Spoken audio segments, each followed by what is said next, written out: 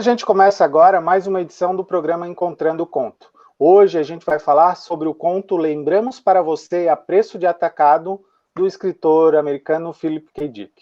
Eu sou Evandro Duarte, sou um dos editores do site Centopeia, sou jornalista também, e estou aqui com o Thiago Mazzucci, que é historiador, escritor e também um dos editores do site Centopeia. Thiago, para a gente falar da obra do K. Dick, também é quase meio que tradicional falar da vida dele, né? Eu acho que ele é um desses autores em que a vida se mistura muito à produção, principalmente à ficção, né? Que ele fez. Então, eu acho que para a gente, antes de entrar propriamente no conto, a gente pode fazer uma breve apresentação do K. Dick, né? E o Thiago é um cara bastante próprio para falar disso, porque ele leu bastante obras do K. Dick aí, conhece um pouco bastante aí da biografia dele, né? Então, Thiago aí faz uma breve apresentação aí para a gente. Bom, eu não sou nenhum especialista assim em Philip K. Dick, mas eu sou um grande fã dele, né? E o Philip K. Dick foi um escritor norte-americano. Ele nasceu em Chicago em 1928, mas ele recentemente, muito pequeno, ele se mudou para a Califórnia com os pais. Ele tinha uma irmã gêmea que morreu muito criança ainda, não sei se ela não tinha nem um mês de vida. E isso marcou muito a infância e o resto da vida dele. Então, ele se mudou com os pais para a Califórnia e se criou na Califórnia. E ali, mais ou menos final dos anos 40, início dos anos 50, ele começou a escrever contos de ficção científica, que era o que estava na moda naquela época, né? A ficção científica que tinha tudo a ver com aquele período do final da Segunda Guerra Mundial, bomba atômica, o desenvolvimento tecnológico, foguetes, as conquistas do espaço, as primeiras foguetes que estavam indo para o espaço, satélites, a Guerra Fria, e tinha muitas feiras científicas também rolando na Califórnia, e o Philip K. Dick ia com o pai dele em feiras científicas, e ele começou a se envolver nesse mundo da literatura e da ficção científica desde cedo. Então, nesse período aí do final dos anos 40, início dos anos 50, ele começou a escrever, e começou com contos, né? O que ele desejava mesmo era escrever ficção de nível literário, vamos dizer assim, entre aspas, que é o que seria uma ficção convencional, aclamada pela crítica literária, só que ele não encontrava espaço nas editoras para a publicação de um tipo de obra mais convencional. Então, ele acabou indo para a ficção científica, que era o que estava na moda, que dava dinheiro. Com os contos, tinham muitas revistas de ficção científica naquela época, né? Então ele se aventurou por esse lado da ficção científica com os contos dele, e posteriormente ele começou a escrever romances. E os romances dele sempre lidaram muito com questões bastante filosóficas, assim, né? Ele meio que escrevia filosofia através da ficção científica. Então, as obras dele, as narrativas dele lidam muito com a memória, com o tempo, com o que é a vida, o que é a morte, sobre Deus, sobre as possibilidades mais últimas assim da existência propriamente dita, né? E os limites do que é um ser humano e do que é estar no espaço e no tempo, e o que isso representa na vida da humanidade como um todo. E boa parte das obras dele também eu acho que é um tema, se não central, lateral, né, que tá em boa parte das obras dele, também é o tema da realidade versus a ficção, assim, né, que é justamente o tema que está aqui ao redor desse conto que a gente vai falar, né, Lembramos para Você a Preço de Atacado. Esse conto, na verdade, ele saiu primeiro em 1966 numa revista, mas recentemente aqui no Brasil, pelo menos, né, ele teve essa edição aqui da editora Aleph, nesse livro que se chama Realidades Adaptadas. E esse livro, Realidades Adaptadas, ele é interessante porque ele faz essa brincadeira da realidade, né, que tem na obra do K. Dick, assim, fictícia, né, realidade adaptada, ou seja, não é uma realidade como de fato, e ela é adaptada assim, em relação, porque são todos os contos que estão presentes nesse livro, são contos que se tornaram filmes, né, longa-metragens, principalmente ali, se não todos, ali de Hollywood, né, no sistema norte-americano. E nesse primeiro conto aqui, a história dele é uma história relativamente simples, né, um funcionário público, um escriturário de Chicago, segundo o próprio autor conta aqui, que trabalha na imigração da costa oeste, ele tem um desejo louco de conhecer Marte, né? E ele sabe que a viagem para Marte, por questões financeiras, é praticamente inviável para ele naquele momento, né? Isso se passa num futuro indistinto, assim, a gente não tem um ano exato que se passa isso, né? Como algumas obras do K. Dick, ele não faz questão de que o ano seja importante. Inclusive, vale até essa menção de futuro, porque o filme foi adaptado como um título de O Vingador do Futuro, né? Claro que aqui, no caso, como foi estrelado pelo Schwarzenegger, o Schwarzenegger tinha feito o Exterminador do Futuro, eles aproveitaram aí para usar esse título semelhante, assim, e realmente, de fato, se passa no futuro, só que ele, diferente do Exterminador do Futuro, ele não vem do futuro para o presente, se passa lá mesmo no futuro, né? E daí, então, como eu estava falando, esse escriturário chamado Douglas Quayle, ele tem essa vontade de ir para Marte, ele procura uma empresa, que aqui nessa versão foi traduzida como Recordar, né? Em inglês é Total Recall, né? Que é justamente o título o título do filme em inglês, né? Tanto do filme quanto do remake que fizeram. E nessa empresa Recordar, então, ele tem a chance de implantar memórias de que ele realmente esteve a Marte. Já que ele não vai conseguir ir lá de fato, ele vai ter a lembrança. Inclusive, é tão interessante essa empresa que a empresa ela paga a lembrança de que ele esteve na empresa para conseguir essa memória, né? Ela assim, tipo, o cara ela quer fazer de toda maneira que a memória seja verdadeira, entre aspas, assim, né? Que a pessoa não tenha nenhum vínculo com a Recordar, para justamente ela não lembrar que aquilo foi implantado na cabeça dele, por mais real que seja. E daí é que justamente entra essa questão do sonho, da ficção e da realidade, né? Eu acho que talvez o que guie justamente o Quayle nesse primeiro momento da história é justamente essa sensação assim de que ele tem uma vontade tão grande de ir para Marte que aquilo já faz parte da realidade dele, mesmo que ele, naquele momento, não se entenda como alguém que de fato esteve lá, né? E é justamente, eu acho que essa vontade, esse desejo é que talvez seja a primeira relação que a gente possa fazer entre realidade e ficção nesse conto, assim, né? De fato, a gente é o que a gente lembra ou a gente é o que a gente vive, né? Porque a gente lembra das coisas da nossa maneira, mas o que a gente lembra propriamente, ela pode não corresponder muito, tanto é que duas pessoas podem ter uma lembrança feliz, uma lembrança triste do mesmo evento, né? Isso é muito comum, assim.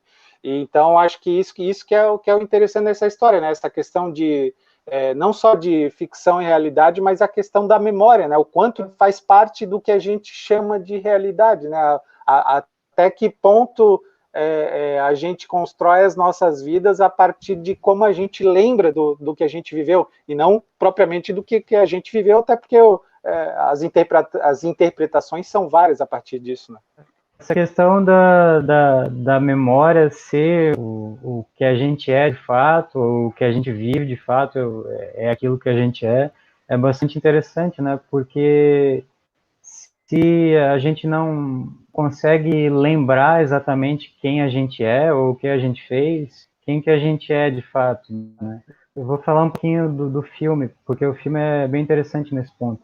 O filme, ele apresenta a história do Quaid, né, que ele está vivendo a vida dele normal, como um operário, né, na Terra, e aí ele tem esse desejo de ir para Marte, e ele acaba descobrindo no decorrer do filme que ele era um agente duplo trabalhando para a resistência em Marte, né? E depois, no fim da história, ele descobre que ele não era nada daquilo. Ele não era nem um operário, nem um agente duplo. Ele era, na verdade, um amigo do vilão da história que estava tentando se infiltrar lá. Então, na verdade, implantaram duas memórias falsas nele, né? Uma de ser operário e outra de ser agente duplo. Na verdade, ele era só um amigo do vilão. E no fim da história, vou dar um spoiler aqui, tá? Ele acaba meio que escolhendo permanecer com a memória de ser o agente duplo, né? Então, ou na verdade um operário que descobriu que era um agente duplo. Então, essa questão das memórias, identificar quem que você é realmente, né? É muito abrangente isso, né? Porque se você, por exemplo, pode apagar a própria memória, no fim das contas você vai acabar sendo outra pessoa, né? E isso filosoficamente muda tudo, a personalidade, os limites da existência, tem muito disso. O interessante é que né, também ali tu estou tanto no filme ele é um operário e aqui ele é uma espécie de um escriturário, é que é interessante também que o K. Dick ele quer abordar isso a partir de uma pessoa que tem uma vida comum, em princípio, né? Claro, descontando o fato de que a gente acaba descobrindo quem ele é de fato depois, mas é uma pessoa, um cidadão comum como qualquer outro. Daí é que justamente torna mais empolgante ainda se questionar essas questões de ficção e realidade, né? E logo então, justamente dando só uma continuidade aqui na narrativa do conto, ele vai para essa empresa recordar e daí ele quer ter as lembranças de que ele esteve em Marte como um espião, que é uma lembrança, vamos dizer, um pacote tradicional que essa empresa recordar vende, né? E, inclusive, ela dá provas concretas, né? Dá uma pistola lá, dá outros indícios físicos que vão para a casa dessa pessoa justamente para mostrar que ela esteve lá.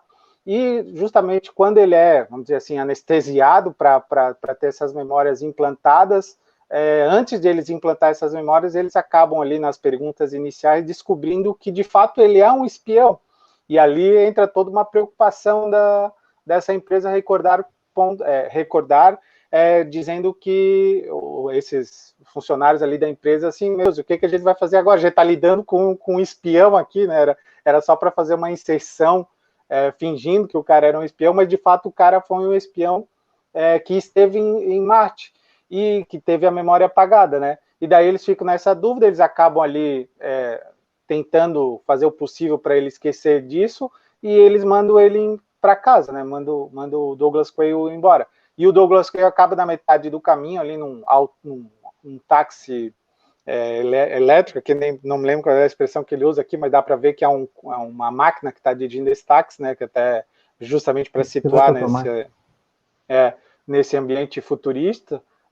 Esse daí ele acaba retornando para Rical e ele acaba lá descobrindo que de fato os caras tentaram fazer e o procedimento não saiu direito, e mesmo assim eles deixam ele no escuro. E quando ele chega em casa, ele acaba falando com a mulher dele, né, que tem um papel bastante interessante, porque ela o tempo inteiro fica querendo dizer para ele não ir para esquecer essa história de ir para Marte, né, que ele vive com esses pensamentos, e ele fala para a mulher dele que ele de fato esteve em Marte, e que ele tem duas memórias, a memória de que ele esteve em Marte e a memória de que ele não esteve em Marte, assim, e esses pensamentos são interessantes, que lembra também o duplo pensar do 1984, né, que são duas ideias contraditórias funcionando ao mesmo tempo na mente, né, e ele com os indícios físicos que de fato ele esteve em Marte, lá ele encontra uns vermes de Marte e tal, a partir disso chega justamente a essa polícia ali, secreta ali, que são esses agentes da polícia interplanetária aqui, né, que ele cita aqui, e esses agentes chegam lá esses policiais chegam lá para justamente acabar com o Quayle, né, só que daí eles acabam falando para ele que ele, de fato, ele era um agente lá em Marte, que matou uma pessoa lá, e agora eles têm que acabar com a vida dele, só que ele acaba lembrando tantas coisas que ele até lembra da performance dele como um excelente assassino. E ele acaba conseguindo tirar a arma ali dos agentes ali, dominando os agentes e fugindo. E daí, logo na sequência, né, ele, assim que ele foge, ele já é informado na hora ali pelos agentes que a mente dele está sendo vigiada, ou seja, tudo que ele pensa pode ser usado contra ele, né? O agente, inclusive, fala isso. E daí ele começa a conversar mentalmente com quem está, com essa empresa que está vigiando ele. Ele está, não, mas e se eu me entregar? E se vocês implantarem uma memória, um desejo oculto meu tão profundo que eu possa pensar mais nesse desejo profundo do que propriamente nessa história de eu ser um agente aí dessa empresa. E daí eles falam o seguinte, não, a gente pode fazer isso, você tem que se entregar para a gente vai pesquisar aí com um psiquiatra, né, isso que é até interessante, essa figura do psiquiatra, a gente vai com um psiquiatra tentar entender o seu desejo mais profundo, e eles acabam descobrindo que um desejo, uma lembrança, na verdade, mais profunda dele, era de que quando ele era criança, ele teve contato ali com seres alienígenas, minúsculos, né, seres alienígenas, que criaram uma empatia com ele ali. Ele foi uma boa pessoa, uma pessoa legal com esses seres, e eles resolveram, eles iam invadir a Terra, e eles decidiram que por causa do Douglas Quayle criança, que foi tão bom com eles não iam mais invadir a Terra, por causa disso, né? Esse é um desejo infantil dele, assim, que ele tinha desde pequeno. Deus, cara, olha só, você criou uma fábula, uma ficção tão bacana quanto criança, que isso perpassou toda a sua vida, isso acompanhou todos os seus desejos de vida desde criança até hoje, né? E é interessante que daí aí a gente já chega aí mais ou menos ali nos finalmente do conto, né, que a gente vai falar muito sobre outras coisas ao redor dele, é que eles, no fim das contas, eles acabam descobrindo que esse desejo infantil dele, na verdade, também era uma memória. Ou seja, a história se repete de novo aqui, né? No início, a gente tinha a descoberta de que ele queria ser viver uma vida de agente, e de fato ele já tinha vivido essa vida de agente, e agora essa lembrança,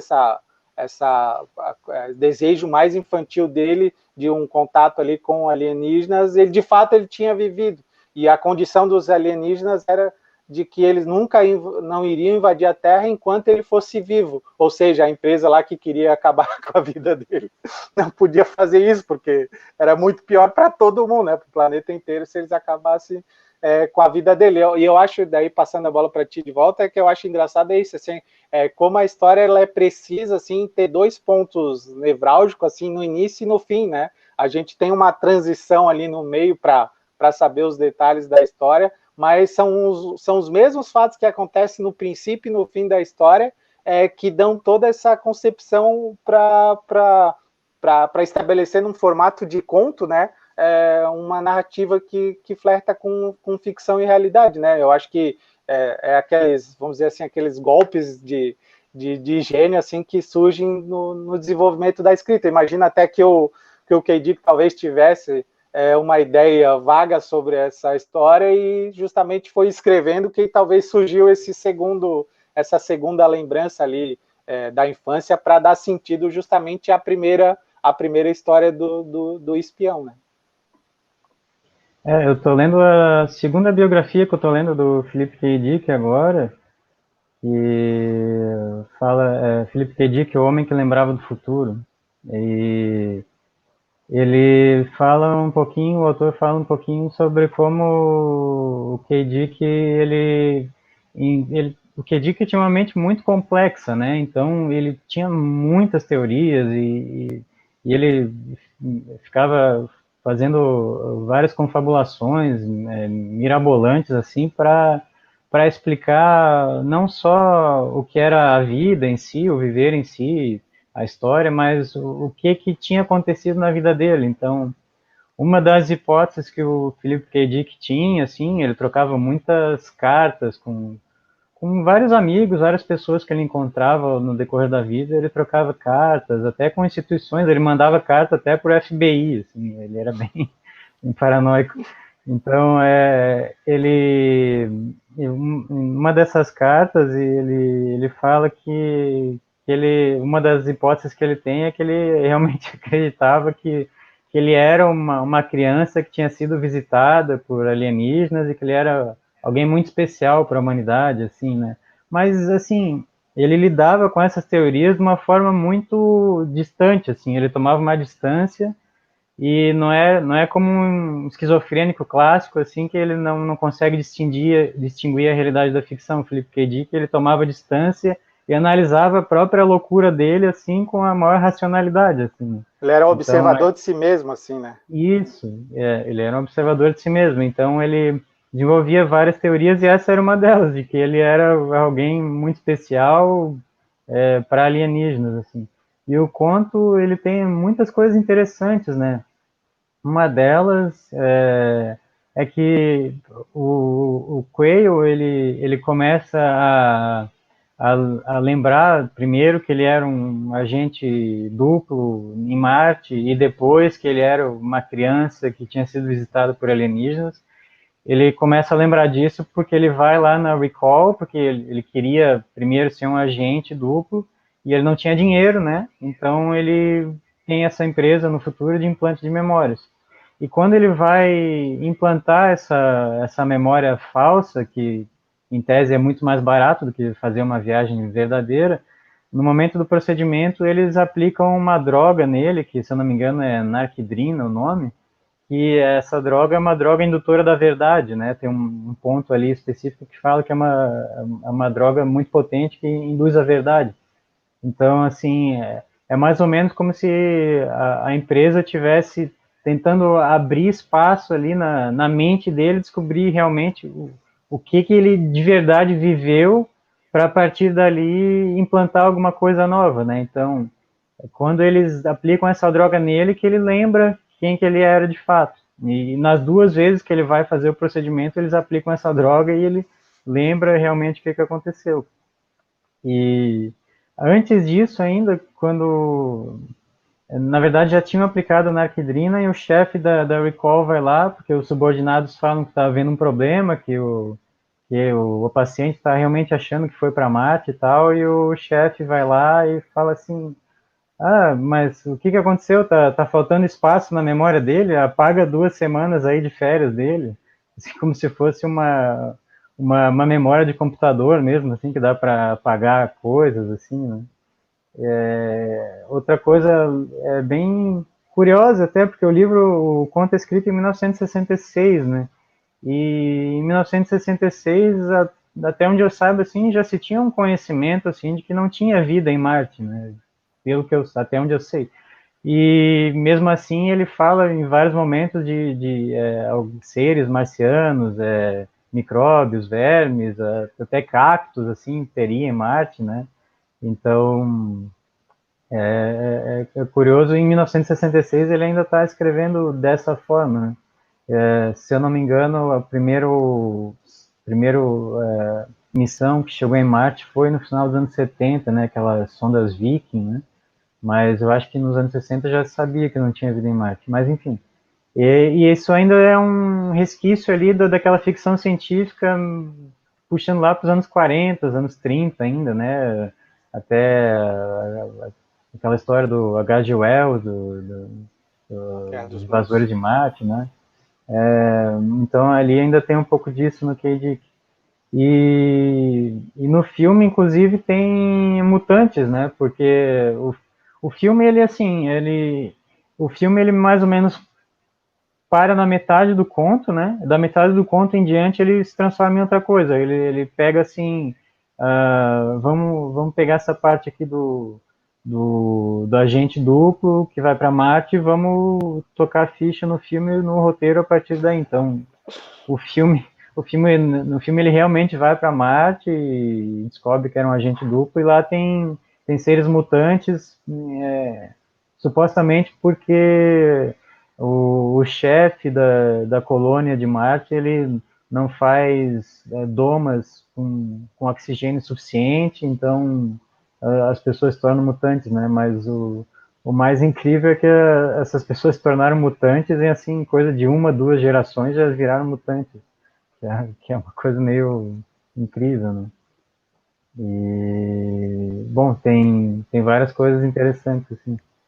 Quando a gente fala do filme, obviamente a gente está sempre falando do Do primeiro, né? primeiro, Do né? Tem um de primeiro, 2012 também, com é, o Colin Farrell, né? com Colin Farrell, mas é que, na verdade É, até interessante que o 2012 ele é um remake do filme, não do, ele não é uma nova adaptação do conto, ele usa a história que eles inventaram pro filme e também a parte da premissa do conto, assim, mas ele é basicamente um remake desse filme que ele só muda a questão de Marte, né, que o filme é diferente do conto, que não tem passagens propriamente em Marte, a não ser se referências ao fato de que ele lá esteve em Marte, né?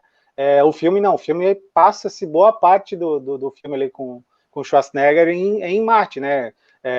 Ele até, talvez eu acho que a grande virtude assim do filme, apesar de ele mudar bastante argumentos centrais ali do roteiro, é que ele dá uma ambientação da Terra muito próximo ao que o Philip K. Dick quis falar, né, com essa questão ali do táxi ali com essa figura robótica ali dirigindo e tal,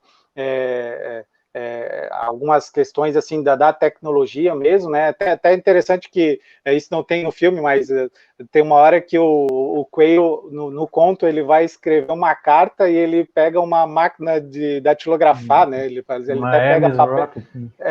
ele pega papel carbono, né? Assim, é interessante como talvez, sei lá, não sei se de propósito ou talvez não se atentou para isso, o que ainda usou as tecnologias daquele momento, sendo que, obviamente, em 66 já existia os computadores, assim, né? Claro que não um computador pessoal como a gente usa hoje, mas já existia essa ideia do computador, né? Tem outra Mas curiosidade tem outra curiosidade do conto que é bem esquisita até, que a secretária da Recall anda nua da cintura para cima, né?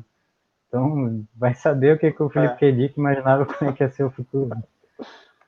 Quando ele fala seios à mostra, na verdade é relativamente ambíguo, porque se a gente for pensar em termos de alguns vestidos, o seio fica de fato à mostra, né? Não quer dizer que, por exemplo, um Uhum. seio na praia, por exemplo, com um biquíni, o seio fica à mostra, mas não é que é a questão do, sei lá, do bico do seio aparecendo. Então, assim, então tem essas questões ali que Uhum. ficam ambíguas. Tu imagina como tu quiser, se tu pensa num vestido super decotado ou realmente literal. Inclusive, é até interessante que isso é usado lá em Marte no filme, né? No filme eles usam essa Sim, questão dos a seis à mulher com mostra, três porque seios. que se passa ali numa espécie de um Uhum. bordel ali e tal, a história, né? Uma parte da história se passa ali. E justamente, então eu acho que concluindo ali o que eu estava falando, é justamente essa ambientação é muito bacana, tanto na Terra quanto em Marte, né? Que em Marte tem essas questões ali do domo, eles citam um domo de oxigênio, né? Em Marte, e também em Marte lida com essas questões do oxigênio, inclusive é justamente a questão vital para o filme, né? A questão do oxigênio em Marte ali que move toda a trama ali por trás ali, que tem justamente ali uma carga super gigantesca que alienígenas deixaram de oxigênio concentrado no subsolo ali de Marte, e os administradores lá de Marte não querem colocar aquilo, porque acham muito perigoso, e é justamente, como a gente está falando Sim. abertamente aqui, tanto do conto quanto do filme, e justamente no final eles chegam, eles acabam liberando esse oxigênio e Marte se torna um planeta tão respirável quanto a Terra. E é interessante também, voltando ali um pouquinho para a questão da vida pessoal do K. Dick, que ele teve ali alguns relacionamentos ali, né?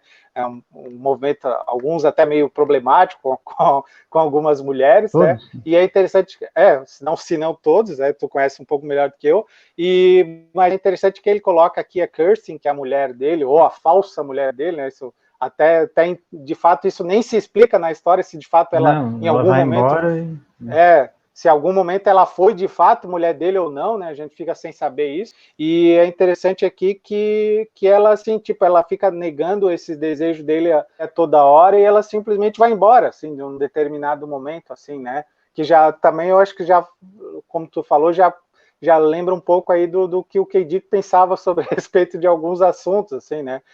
Que ele, acho que talvez esses autores que flertam com essas questões existenciais, filosóficas de ficção paranoica, assim, eles se preocupam bastante, assim, de, vamos dizer assim, transportar algumas coisas objetivas da vida dele para os seus personagens ou para a ambientação Sim. dos seus personagens, né? Eu acho que no K. Dick isso está muito presente, inclusive se a gente for pensar até na mulher mais famosa ali das suas obras, pelo menos no grande cinema, que é o Blade Runner, né? A própria personagem do Blade Runner lá, que é uma androide, a gente fica o tempo inteiro meio que pensando, será que essa mulher está agindo legal com ele, ela está sendo boa para ele mesmo, ela tem interesses ali por trás que a gente não consegue pensar. Inclusive, Blade Runner está até aí no fundo aí, né, do teu cenário. Estou vendo aqui que está o Blade Runner aí como homenagem aí para o Philip K. Dick.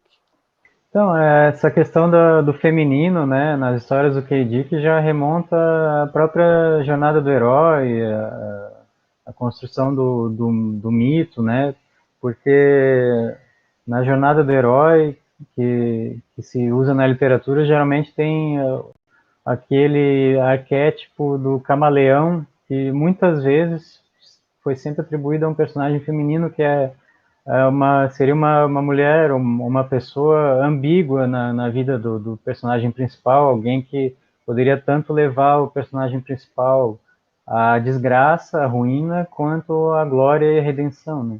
E o feminino nas histórias do K. Dick tem muito de camaleão, assim, tanto no Blade Runner com a Rachel, quanto lembramos para você Preço de Atacado, né? E também remonta muito, como tu disse, a vida pessoal do K. Dick, né? Ele teve 5 casamentos oficiais e mais inúmeros relacionamentos assim com muitas mulheres, assim, ele não conseguia se conter com uma só, e ele era, vamos dizer assim, um flertador, não sei que palavra usar, assim, em série, assim, ele... Não, só fazer um parênteses que justamente na história, tu continua daí, na história, na hora que ele está tentando ali falar com o pessoal ali da agência para chamar o psiquiatra para ver os desejos mais profundos dele, ele assim, tem muitas mulheres. descobrem, a citação, né? Descubram qual é o meu sonho mais grandioso. Mulheres, milhares delas, como Dom Juan teve, né? Assim, então ele já faz, Sim. no próprio conto, ele já faz uma espécie de deferência aí ao maior conquistador de todos, né? O Dom Juan. E ali, em 1966, ele tinha recentemente ainda, salvo engano, ele tinha recentemente separado da terceira esposa dele, a Anne Dick, e essa esposa dele foi bastante marcante na vida dele, né? Talvez tenha sido a mais marcante, porque além de ter tido o primeiro filho, o filho, se não me engano, com ela, ele também, eu acho que foi a segunda que ele passou mais tempo, mas que ele realmente viveu uma vida assim em família, de casado. A primeira assim foi essa, porque as outras duas primeiras esposas dele não chegaram a ter filhos, nem enteados. Então essa terceira que realmente ele viveu um período de casamento mesmo, com família, com filho. Ela já tinha 2 filhas, se eu não me engano, e ela já era viúva. E ela era uma mulher, ao que se conta, bastante assim pé no chão e controladora em certo sentido, assim. Ela era mais realista, mais com os pés mais na realidade, vamos dizer assim. E, apesar de ser bastante apaixonado pelo K. Dick, escreveu também biografias sobre ele, sempre teve muito carinho por ele, mas ela era, ao que se diz, mais pé no chão, e ele era o Philip K. Dick, né? Então a mente dele estava sempre viajando. Nesse período que ele estava casado com ela, ele escreveu um dos livros mais famosos dele, que foi Os Três Estigmas de Palmer Eldritch, e O Homem do Castelo Alto, principalmente, que também está aqui atrás, que hoje é série na Amazon e tudo mais.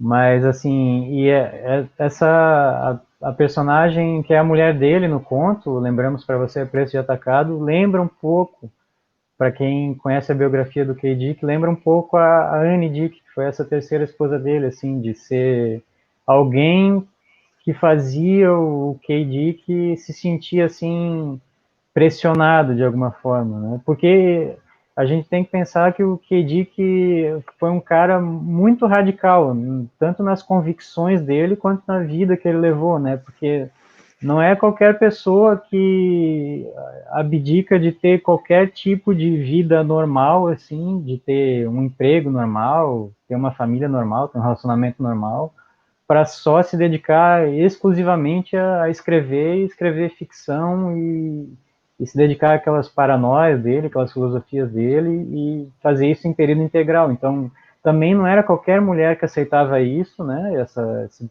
estilo de vida dele e talvez por isso ele tenha tido tantos relacionamentos e tão conturbados, né? Então, a Anne Dick era alguém que puxava um pouco ele mais para o chão, assim, queria que ele tivesse uma carreira realmente, ele não tinha emplacado ainda na época, não era muito bem conhecido, ele só foi começar a ser conhecido depois que separou dela, que aí o Homem do Castelo Alto ganhou o prêmio Hugo, né, de ficção científica, que começou a levar ele a ser conhecido. Então, na história do conto, do Lembramos para Você, Preço de Atacado, ele tem essa mulher que não bota muita fé nele, né? Não acredita, né, nele. É alguém que ele tem os pés no chão, vamos dizer, literalmente, né? Até isso é citado no conto, para ele não estar com a cabeça viajando em Marte e tal. Então, essas personagens femininas sempre lembram muito as personagens que passaram pela vida do K. Dick e muitas vezes, muitas delas se incomodaram com isso até, né? Porque às vezes era uma semelhança tão gritante e ele colocava elas de uma forma às vezes tão depreciativa, né? E tão negativa nas histórias que muitas vezes elas se incomodavam e até com uma certa razão, assim, né? Porque tinha sempre algo de semi-autobiográfico nas histórias dele. Uma das coisas que eu acho interessante aqui, já encaminhando aí para a nossa parte final aí da nossa conversa, é que dois assuntos aqui estão meio relacionados, ainda que eles são de leve, assim, relacionados aqui, né, na história, assim, talvez não são abordados com a devida profundidade, porque justamente o foco é outro, né? Numa é a questão da aventura, o desejo pela aventura, né? Quando esses policiais ali, esses agentes chegam ali na casa do Douglas Quayle, eles estão lá explicando para ele o que aconteceu, como é que eles descobriram e tal, e daí eles falam assim, você procurou a recall, né, a recordar aqui, e daí ele fala o seguinte, foi, como sabemos, pelo motivo de costume das pessoas que vão para lá, o amor que as pessoas comuns e tediosas têm pela aventura. E isso é interessante, assim, porque isso faz ligação com isso que tu acabou de falar, assim, essa ambicionar uma aventura. No caso do Philip K. Dick, que era escrever a grande aventura dele, imagino, né? Uma pessoa realmente centrada nisso, assim, como talvez pouquíssimos escritores de fato são, né? Que são obstinados pela sua escrita, né? E ele era só escritor, né? Ele não fazia mais nada. Nunca fez mais nada. Inclusive ele até morreu sem ver a primeira adaptação de uma obra dele para o cinema, que foi o Blade Runner. Ele morreu um pouquinho antes, né? Assim, acho que meses antes. Ele chegou a ver o filme semi-pronto, assim, que mostraram para mas ele. Quando o filme estreou, de fato, ele fazia 4 meses, eu acho que ele tinha falecido, né? 3 meses, 4 meses. E daí, o interessante daí aí para esse fechamento desse outro tema que tem ligação com isso, né? Essa obstinação, que é a questão que está assim, en passant, mas bastante importante porque tem referência no título, que é a questão ali dessa sociedade capitalista de consumo, né? O título se chama Lembramos para Você a Preço de Atacado, né? Tem essa questão de assim, seus sonhos são possíveis por um preço baratinho, assim, né? Seria um outro título ruim, um outro título pior, mas um título também fazia referência a isso, né? E ele não se conforma em ser um operário, né? Então isso tem muito a ver com o capitalismo, né? Da sociedade americana daquela época. É que justamente esse desejo de ter alguma coisa que não está nas suas posses mais imediatas é um desejo muito marcante de toda a sociedade americana, né? Estadunidense, assim, esse desejo de sempre galgar uma etapa a mais, né? Tanto é que a ideia justamente do capitalismo é acumular e acumular e acumular sem fim, né? Um acúmulo sem fim. Assim. Então, Insatisfação. o mais rico dos ricos, ele está insatisfeito ainda, ele quer um pouco mais, mesmo que ele não consiga gastar aquilo, assim, ele quer um pouco mais. E quando ele usa aqui esse argumento aqui, ele coloca isso no título, né? O Lembramos para você a preço de atacado. Ele também faz um pouco aí uma espécie de crítica sutil aí a essa ideia de com dinheiro você pode tudo, inclusive forjar experiências que você nunca teve, né? Eu acho que esse Sim. tema da sociedade americana e da sociedade mundial, mas mais marcadamente na sociedade norte-americana, pelo fato do K. Dick ser um autor de lá, está muito presente também, né, nesse contexto da história, né, ainda que não seja essas questões que ele de fato queira discutir, Sim, mas eu acho que está permeando toda essa obra, que não por acaso lida justamente com essas questões de poder, né? O cara que controla o outro, o cara que que pode apagar a mente do outro, o cara que é o dono, que pode matar o outro porque o seu trabalho permite isso. Então, todas essas relações de poder, de capital, são bastante presentes no conto, ainda que não seja propriamente o objetivo central do conto discutir isso. E um poder que se confunde às vezes com a paranoia, né? Porque há instituições que são tão poderosas que chegam a estar dentro da tua mente e tu não tem nada que tu possa fazer sobre isso, né? E a questão do capitalismo também, por exemplo, tem detalhes ali no conto em que ele vai pedir metade do dinheiro dele de volta e ele já começa a planejar, a escrever na máquina de escrever, vou escrever para o escritório lá que controla as relações de consumo para reclamar dessa empresa que não fez o serviço direito. Né? O 0800, então, né? Então uma coisa também eu acho que tu pode falar, eu acho que antes de terminar, que eu lembrei agora que é importante citar, é justamente tu falar um pouco mais, dar alguns detalhes um pouco mais sobre essa questão da ficção paranoica, né? Tu que já leu aí alguns romances do K. Dick pode falar muito bem isso, assim, como é que essa questão da paranoia, da ficção paranoica, como é que ela está isso na literatura, né? Como é que a literatura entende esse tipo de ficção, quais são as características dela e como é que isso se situa ali dentro da obra do K. Dick? Bom, a ficção paranoica é um gênero assim meio controverso, né? Não é nem considerado muito assim um gênero, é mais um estilo literário, né? É um estilo assim bem, é um termo guarda-chuva que eles falam, né? Que abarca um pouquinho de tudo. Ficção paranoica, assim, em resumo, é um tipo de ficção em que tudo que acontece na história, no final, aquilo tudo pode ou não ter sido realidade. Né? Resumindo, seria isso. Pode ou não ser só uma paranoia da mente do personagem principal.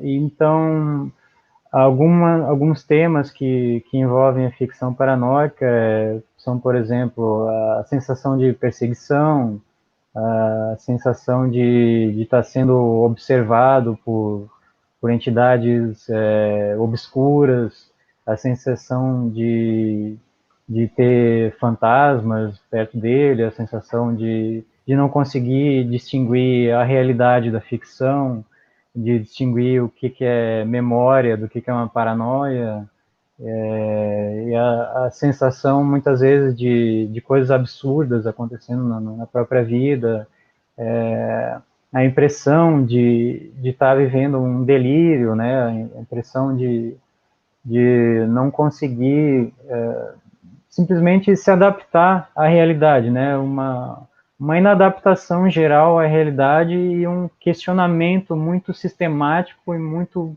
poderoso assim em relação à realidade, né? A realidade é algo com a qual o protagonista não consegue lidar, é algo que oprime o protagonista e é algo que ele tenta se livrar da realidade a qualquer custo ou ele tenta compreender a realidade a qualquer custo porque ele não consegue se conformar com ela, né? Então, alguns autores que se diz serem utilizaram ficção paranoica foram, por exemplo, o Dostoiévski e o Kafka, além do próprio K. Dick, que talvez seja mais notório, né? O Kafka, por exemplo, na Metamorfose, quando o personagem principal vira uma barata, ou no Processo, em que ele é perseguido por instâncias jurídicas que em vários momentos nem se identificam, ele não consegue nem chegar naquelas instâncias para saber do que ele está sendo acusado. E o Dostoiévski também não chega a colocar as coisas como um delírio ou como uma paranoia, mas ele tem uma insatisfação com a realidade assim que é muito pesada, né? A realidade lá da Rússia do final do século XIX assim tem um peso assim daquela sociedade aristocrática decadente, do peso dos vícios, da bebida, da pobreza, e uma insatisfação geral do protagonista com aquilo, e muitas vezes o protagonista sente um inconformismo com ele mesmo, assim, é quase como se ele mesmo fosse o seu próprio vilão, né? Ele luta contra ele mesmo, assim, ele não se conforma de ser quem ele é, de achar o que ele acha, de pensar o que ele pensa e de fazer as coisas que ele faz. Então, isso talvez não só o Dostoiévski, mas o K. Dick seja o principal nome desse tipo de ficção paranoica, porque as histórias dele, a essência é propriamente isso, né? É um embate constante, geral e incisivo, assim, dos personagens contra, contra tudo que a maioria das pessoas considera real, né?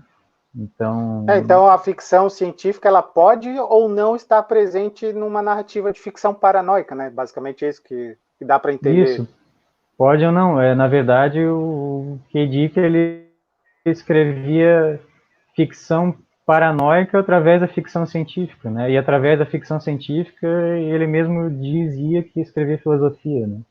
Então, isso de não se conformar com a realidade tem, voltando para as ideias do K. Dick, né? Essa ideia de acreditar que você pudesse, na verdade, ser uma pessoa diferente de quem tu é, né? Ou tu não acreditar naquilo que tu é. Então, a história que a gente está falando aqui tem tudo a ver com isso, né? E uma das coisas que ele acreditava muito, ou sobre a qual ele falava muito, né, era de existir algo na realidade que a gente vive, ou no que a gente convenciona chamar realidade, algo que pudesse te despertar para a verdadeira realidade que está além. Né? Tem muito de platonismo nisso, né? De o que tu está vendo não é real, o real é algo quase inatingível, né? Então, sempre tem nas histórias dele alguma coisa que vai te levar a atingir o verdadeiro real que está muito além. Então, às vezes, por exemplo, como nesse conto, é aquela droga indutora da verdade, que ele lembra de alguém que ele realmente era no passado. Tem outras histórias dele, como por exemplo Vales, em que ele lida, além de ele lidar com uma outra personalidade, uma personalidade dupla e quase semi-esquizofrênica, ele acredita que ele era, na verdade, um cristão lá do início de Roma, na verdade, do início do Império Romano ainda. Tem no Homem do Castelo Alto, tem uma semi-joia, uma joia que faz um personagem lá, japonês, ver a realidade como ela realmente era. Na verdade, a história o Homem do Castelo Alto é uma história em que o Japão e a Alemanha ganharam a Segunda Guerra, e dentro da história tem um personagem lá que encontra um objeto que faz ele ver a realidade que na verdade, quem ganhou foi os Estados Unidos, né, e os países aliados. Então, sempre tem algo assim nas histórias do K. Dick que fazem a gente duvidar da realidade. E, bem, isso tem a ver com ficção paranoica, que é basicamente isso, né? A realidade está sempre em dúvida.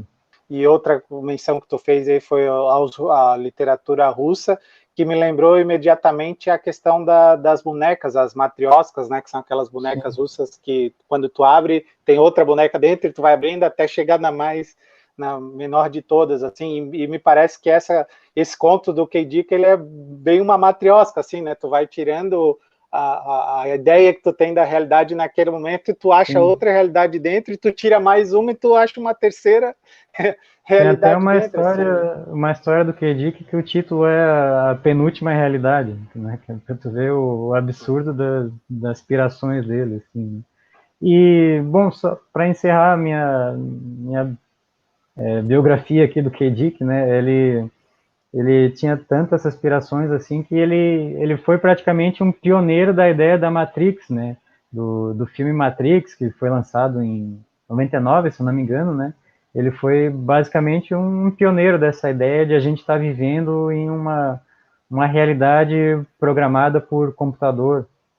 Ele começou a desenvolver essa ideia em meados dos anos 70 ali, a informática estava dando um salto bastante relevante nos anos 70, então ele foi um dos primeiros a conceituar isso, inclusive ele era convidado para palestras, assim, em feiras literárias e tal, e em uma delas, em Metz, na França, em 1977, ele fez um discurso bastante famoso, e tem até no YouTube esse discurso dele, em que ele fala que a realidade que a gente vive é, na verdade, uma programação de computador, né, e que existem tempos diferentes e no espaço, tempos diferentes convivendo no mesmo espaço, sobrepostos no mesmo espaço. Então, por exemplo, ele fala que tem gente que lembra de uma vida passada, eu lembro de uma vida presente diferente, né, num tempo sobreposto ao outro, que ele chama de tempo ortogonal, né,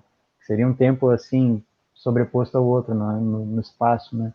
Então ele realmente e ele sempre deixa ambíguo, né? Se ele realmente acredita nisso ou se ele realmente ele toma distância disso para falar sobre essas coisas como um filósofo.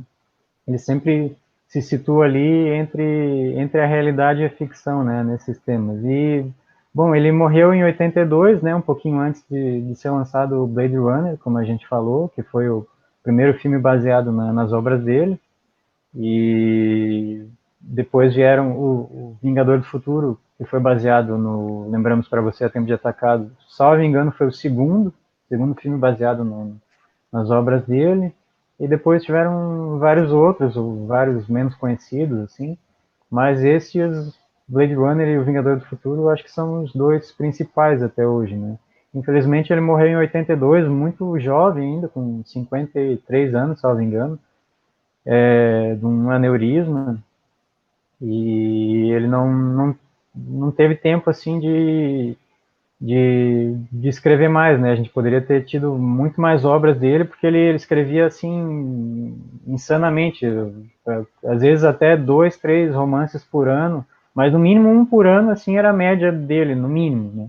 Então ele era meio que o Woody Allen, assim, da literatura, escrevia, tanto quanto o Woody Allen faz filme, ele escrevia livro, então a gente poderia ter lido muito mais dele, né? E talvez uma das coisas que levou à morte dele também foi o estilo de vida dele, né? Ele era sedentário, ele com mais de 50 ele já estava assim, ele já tinha usado, ele passou a vida dele tomando muita anfetamina, porque como ele se colocava essa missão assim de escrever, de ser um escritor de sucesso, e ele sentia que ele precisava escrever para ganhar dinheiro e para ser reconhecido de alguma forma, e foi a única missão que ele mesmo se deu na vida, foi escrever. E ele começou a tomar anfetamina ainda novo e praticamente tomou quase o resto da vida.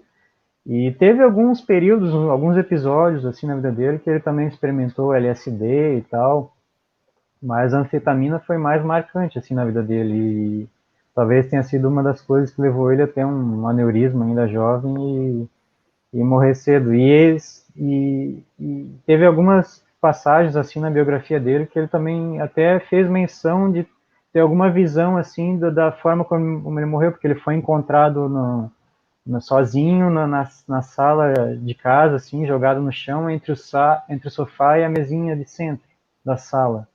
E teve alguma passagem assim na vida dele que ele até escreveu com uma visão assim, né? Então, por isso que essa outra biografia que eu tô lendo dele chama O Homem que Lembrava do Futuro, né? Porque tem vários momentos assim, várias passagens no que ele escrevia em que parece que era o eu dele do futuro mandando mensagens para o eu dele do passado e vice-versa, né? Então tem muito dessa questão temporal e de memória nas obras dele.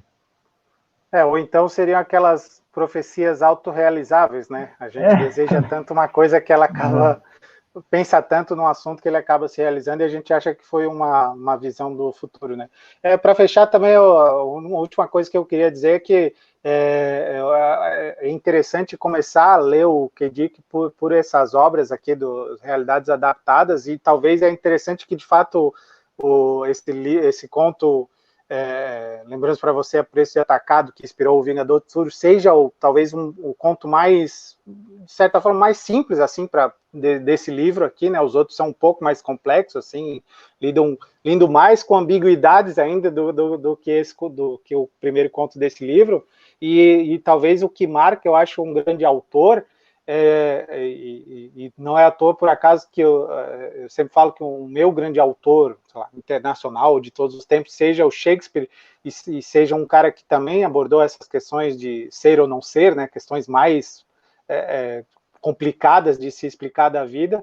E o que faz um grande autor, então, do jeito que eu avalio, é a capacidade de ele, em vez de ter boas respostas para as coisas do mundo e da vida, deixar dúvidas interessantes a respeito de tudo, assim, né? Porque a partir da dúvida a gente pode ter vários caminhos para seguir. Uma resposta te dá um caminho só e uma direção, né? As dúvidas não, as dúvidas elas te deixam justamente no pleno exercício do livre-arbítrio intelectual, assim, a gente pode pensar várias formas de sair, o que dá, de certa forma, mais conforto para a vida, né? Se a gente achar que a única solução é por um caminho, a gente não tem acesso àquele caminho, a gente se frustra, né? E se a gente tiver dúvidas que mostram que as respostas são várias, a gente vive um pouco melhor, porque a gente sabe que, pelo menos em algum momento, a gente vai ter essa capacidade de lidar com os problemas que a vida sempre apresenta. Afinal, toda a literatura é feita de problemas, né? Não existe uma literatura totalmente alegre, né? Nem a literatura infantil ela é toda alegre, ela tem que ter algum problema para a gente resolver ele, para a gente dar algum sentido para a vida, para dar algum sentido para a nossa realidade, né? Já que a realidade é um tema tão caro para o Philip K. Dick, né?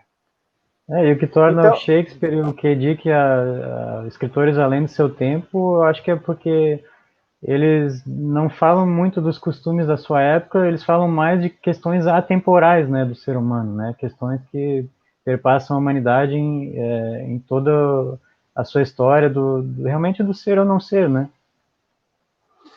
É isso aí, então a gente fica por aqui, voltamos aí no próximo Encontrando o Conto, provavelmente falando de um autor nacional, né, a gente sempre tem tentado aí alternar autores nacionais e internacionais, e a gente se vê numa próxima vez. Até lá. Até logo.